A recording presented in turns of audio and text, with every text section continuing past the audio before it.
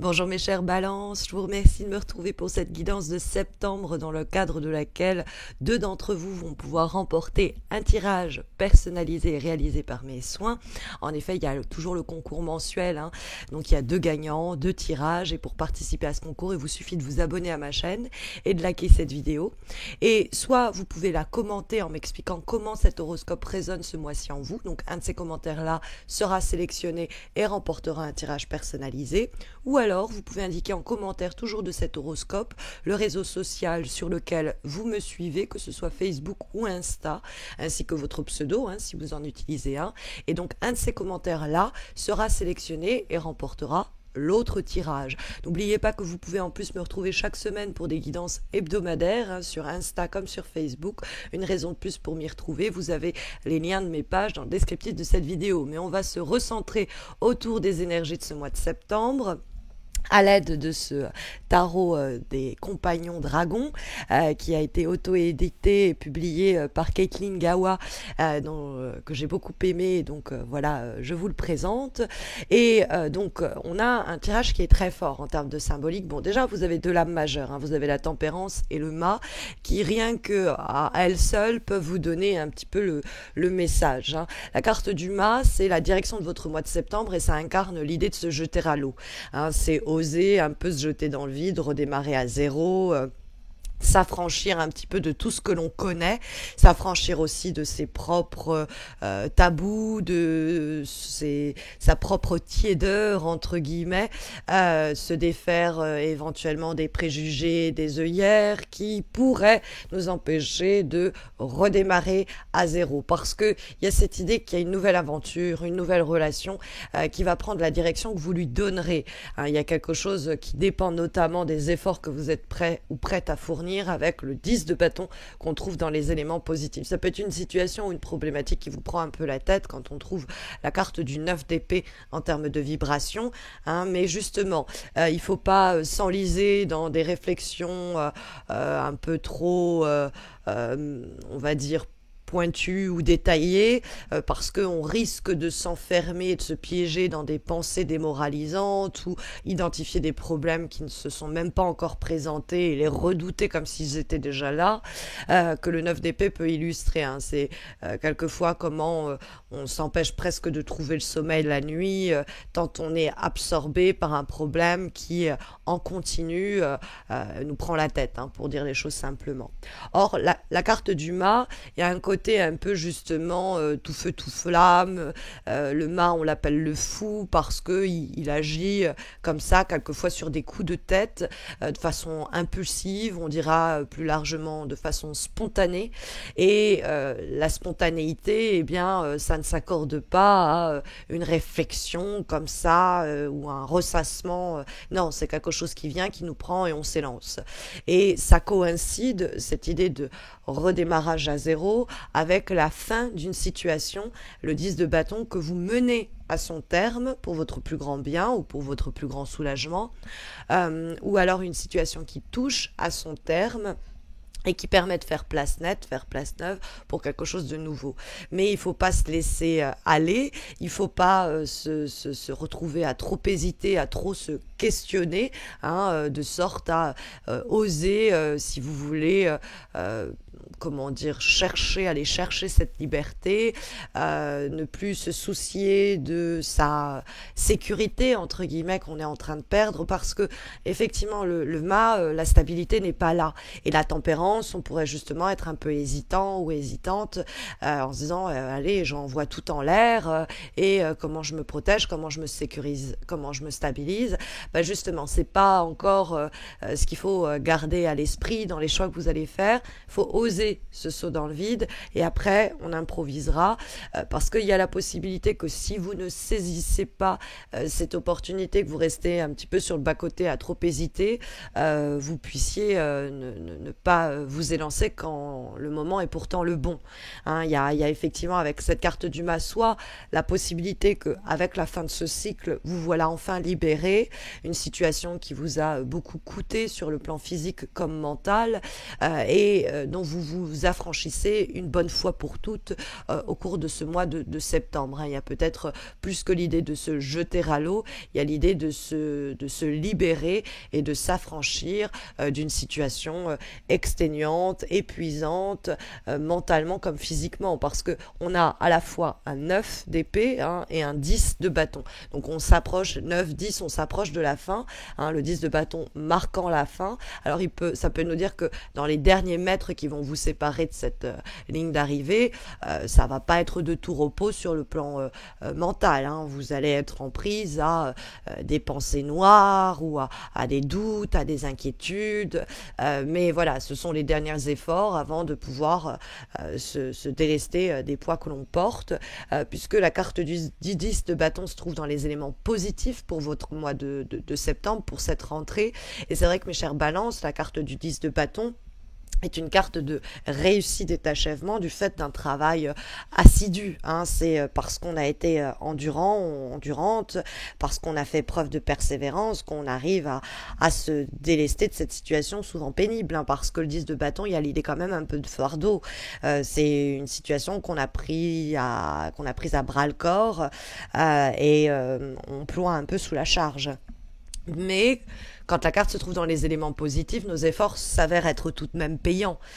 C'est pas vain, c'est pas inutile. On est épuisé même sur un plan physique. Et c'est vrai que quand on trouve la carte de la tempérance, cette fois-ci dans les obstacles et les difficultés pour votre mois de septembre, et que la tempérance est toujours une invitation à prendre soin de sa personne sur le plan aussi bien mental que physique. Et c'est comment les deux communiquent, comment on peut somatiser son stress, comment on peut justement être, on va dire, le corps est en souffrance parce que l'esprit l'est également, et que le corps ne se remettra pas sur pied tant que l'esprit ne le sera pas lui-même.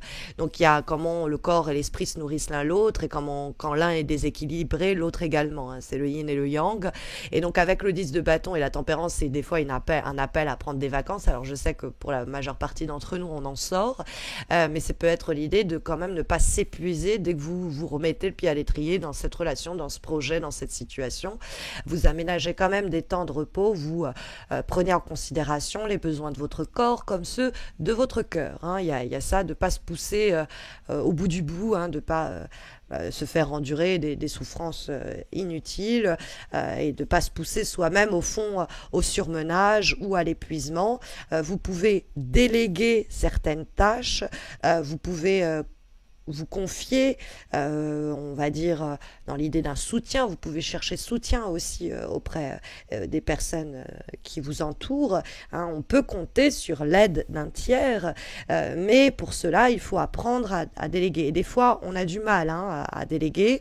Ça peut être une situation exigeante qui demande vos efforts à vous et rien qu'à vous. C'est aussi possible, d'où l'idée de l'épuisement. Mais encore une fois, ce 10 de bâton, c'est la fin de cette épreuve, c'est la fin de ce fardeau, c'est une situation qu'on amène à son terme, tant bien que mal, mais avec à la clé une nouvelle liberté que le mât va souligner. Alors la tempérance, elle peut faire écho donc à cette idée de fatigue physique, morale et mentale qui donc s'alimentent les unes les autres, ces fatigues-là, et qui nous poussent pas loin du burn-out, de l'épuisement. Donc toujours faire attention à cela. Il y a toujours un manque d'équilibre ou un manque d'équité sur le plan du corps et de l'esprit qui peut être signifié par la tempérance. Si c'est pas ça, c'est un manque d'équilibre en général dans des situations, dans des relations, dans des projets. Il y a cette idée avec la tempérance que on est la personne qui fait le plus de compromis, on est la personne qui fait le plus de concessions, et il y a un ras-le-bol avec la carte de la tempérance dans les obstacles qui se fait sentir. Donc peut-être qu'il y a des problèmes de communication aussi, on n'arrive pas à faire entendre qu'on a besoin d'un autre type d'équilibre, et que du coup 10 de bâton va amener cette situation à son terme, parce que l'équilibre, on comprend qu'on ne pourra pas le trouver. Il y a aussi dans la tempérance une mise en garde contre le fait de trop peser le pour et le contre d'une situation. On est trop dans l'hésitation et ça joue sur notre fatigue. Et cette hésitation, elle peut nourrir le 9 d'épée, on le verra, ou le 9 d'épée peut nourrir cette hésitation. C'est toujours difficile de savoir si c'est l'œuf ou la poule, mais il y a cette idée que les deux sont un peu connectés, avec un déséquilibre et physique, mental, émotionnel, dans des situations elles-mêmes éventuellement déséquilibrées, qui suscitent bien des questions auxquelles on ne trouve pas réponse. Donc on est dans une situation où on danse d'un pied sur l'autre, quoi. Et donc, faut faire attention à pas s'empêtrer là-dedans, hein, parce que la tempérance peut nous dire aussi qu'on a du mal à équilibrer nos propres émotions. Hein, ça peut venir de l'intérieur quand on voit la carte du 9 d'épée en guise de vibration, puisque le 9 d'épée, c'est le mental et c'est la prise de tête. Hein, c'est l'idée qu'on n'arrive pas à trouver le sommeil tant on est en train de ressasser les mêmes problématiques encore et encore. Donc, le 9 d'épée, c'est une carte de conflits intérieurs que la carte peut signaler. Elle précède le 10, en l'occurrence d'épée, mais ici celui de bâton, pour évoquer l'idée que ce sont là en vibration, hein, plus que ressent le tirage au moment où nous l'interrogeons sur votre mois de septembre, donc ça peut vraiment nous parler des semaines qui arrivent incessamment sous peu. Il y a ce passage qui est un peu dur, où il va falloir absolument essayer de sortir de ces tergiversations intérieures et de repérer quand on est dans un processus de réflexion où on déforme un peu les choses parce qu'on a peur, parce qu'on est pris d'anxiété ou prise d'anxiété et on se laisse être la proie de ces angoisses-là. On s'inquiète de sorte à que, d'une part, ça ne résolve pas la situation, c'est juste ça nous maintient la nuit et ça fait qu'on voit la situation des fois pire qu'elle ne l'est. Mais il y a aussi avec la carte du 9 d'épée, bon, éventuellement une série d'événements qui sont stressants en eux-mêmes, hein, et qui conduisent à cet état-là d'inquiétude exacerbé au cours du mois de septembre. Mais il faut... C'est la peur que ça n'aboutisse pas, c'est l'anxiété que tout cela se soit vain, c'est du mouron peut-être à l'idée de le mât devoir redémarrer à zéro. Mais plus vite vous sortez du 9 d'épée, plus vite un peu vous fichez la paix, si je puis dire, sur le plan mental, plus vite vous arrivez au 10 de bâton, à vous libérer, vous affranchir de ce qui vous a déséquilibré depuis des semaines, et vous êtes libre, affranchi de ça, et prête à redémarrer, quoi, avec la carte du mât. Donc il faut dépasser ce stade de l'abattement, hein, qui suscite un peu des sensations de panique, quoi, voire de l'insomnie. Mais ça peut être aussi, ce 9 d'épée, il précède au fond le mât, dans le sens où on est hésitant, on se questionne, on est hésitante parce que justement la décision qu'on va prendre, il n'y a pas de retour en arrière après, et que c'est un sacré saut dans le vide. Hein, et effectivement, la carte du mât, comme vous voyez, on lui a donné le chiffre 0, c'est un peu plus complexe que cela, mais effectivement, le mât est entre deux mondes, celui qu'il connaît et qu'il abandonne, et celui qui lui reste à découvrir et dans lequel il s'élance. Et donc, la carte du mât est une lame qui peut indiquer qu'on va quitter l'endroit où on a vécu depuis toujours, on va quitter son appartement. Des fois, c'est une vraie mutation géographique et physique. On part, hein, on laisse cette période-là de notre vie derrière nous, sinon sur un plan plus métaphorique. Hein, la carte du mât, on va oser tenter une reconversion dans le cadre professionnel. On va pas trop réfléchir, on va oser y aller. On va oser quitter la structure dans laquelle on exerce. On va oser... Et bien après la fin d'une relation, retrouver son célibat et aller vers des rencontres un peu furtives, voir un peu où tout cela nous mène, parce qu'il y a quand même dans la carte du mât, bon, le principe d'évolution qu'elle incarne, où on se jette un peu dans l'inattendu, mais c'est aussi un nouveau départ, hein, c'est symbole de commencement. Donc c'est un peu l'acte de foi, leap of faith, on se jette dans le vide, on ne sait pas très bien comment on va atterrir, on ne sait pas très bien s'il y a quelque chose pour nous accueillir, mais on ne craint pas de se lancer, de s'élancer, on ne craint pas de commencer ce voyage, qui peut des fois être un voyage vraiment géographique, mais qui peut être plus un voyage de l'âme, dans l'idée qu'on passe à une autre étape, on commence un nouveau schéma relationnel, on commence un nouveau boulot, on est dans un nouveau cadre. En tout cas, il y a une liberté qui est qui permet une exploration nouvelle, puisque le 10 de bâton, ça y est, on est libéré après l'étape du 9, et cette situation de déséquilibre et on est prêt ou prête à se jeter dans l'aventure nouvelle qui nous tend les bras. Parce qu'il y a une compréhension peut-être aussi nouvelle de notre situation, comme semble l'indiquer l'avant-dernière énergie que nous avons pour votre mois de septembre, pour cette rentrée, mes chers balances, qui est issue de l'oracle de l'éveil intuitif que j'ai eu le plaisir de découvrir dans la Spiritual Box de juillet. Elle était offerte avec le petit pendule là d'ailleurs. Et on a la carte de la chouette. La carte de la chouette, elle est associée à Minerve. La chouette dans la mythologie a un symbole assez fort. Elle est ici signe de réflexion, d'observation, de connaissance, de sagesse. Elle observe tranquillement son environnement. Et donc, elle est symbole d'expérience et de prudence et de vigilance. C'est une carte de discernement. Dans le cadre professionnel, comme dans le cadre amoureux, on prend le temps d'aller au-delà des apparences, à dépasser ce qu'on peut appeler les faux semblants, et qui peuvent même nous concerner, c'est-à-dire dépasser les mensonges que l'on entretient, ne pas se mentir à soi-même, faire preuve, si vous voulez, d'une certaine vue lucide, une vision lucide des choses. Et ça, c'est une fois qu'on a passé le 9 d'épée, qu'on est sorti de la tempérance, qu'on arrive à accéder à la chouette. Et étrangement, je pense que la chouette, elle apparaît plus avec le 10 de bâton, où on s'est délivré de la situation, on est prêt à redémarrer et on observe à ce moment-là, avec ce savoir nouveau, avec l'expérience que l'on a tirée de la fin de cette situation, comment lentement mais sûrement on peut évoluer vers autre chose. Parce que vous avez une capacité créatrice au cours de ce mois de septembre, en cette rentrée, mes chères balances, que va nous signifier la dernière énergie, le dernier conseil, la dernière information que les cartes nous délivrent pour votre rentrée, qui est issue de l'oracle du souffle des Amazones, et nous avons la carte créatrice, crée ta vie sans compromis. Donc ça, créer votre quotidien, recréer un peu comme votre vérité, votre situation professionnelle, votre vie amoureuse et ainsi de suite. Vous avez la capacité de le faire. Et ça, avec le 10 de bâton, avec une page qui se tourne et le mât, comme si vous aviez un terrain vierge et neuf pour construire, ça matche bien avec la carte de la création, au fond. Le fait que la force créatrice, cette idée de potentiel, d'incertain, qui est modelable, que vous pouvez moduler en fonction de votre énergie qui va se manifester dans vos mots, dans vos actions.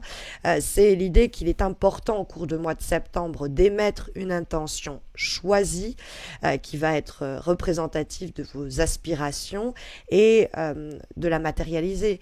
Vous avez la puissance créatrice ce mois de septembre de vous réinventer ou de réinventer cette situation, cette problématique que le tirage ici signale pour les prochaines semaines. Donc j'espère que ça saura vous guider au cours de cette rentrée.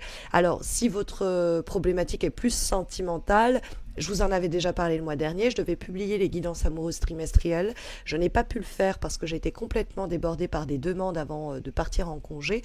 Mais je vais le faire pour cette rentrée. Ça couvrira septembre, octobre, novembre. Donc dès que j'ai un moment, je vais m'en occuper. N'hésitez pas à vous abonner du coup à ma chaîne pour ne pas rater leur mise en ligne. Et puis vous n'avez plus qu'à laisser du coup après un commentaire sur cette vidéo si vous vous abonnez en likant cette vidéo pour participer au concours et remporter votre consultation, votre tirage personnalisé et réalisé par mes soins. Donc voilà, je vous retrouve du coup très vite pour ces guidances trimestrielles amoureuses et puis pour d'autres petites surprises que je vous ai préparées pour cette rentrée. Mais voilà, j'espère vous retrouver très vite, très bientôt. D'ici là, écoutez mes chères balances, prenez bien soin de vous et puis à très vite j'espère.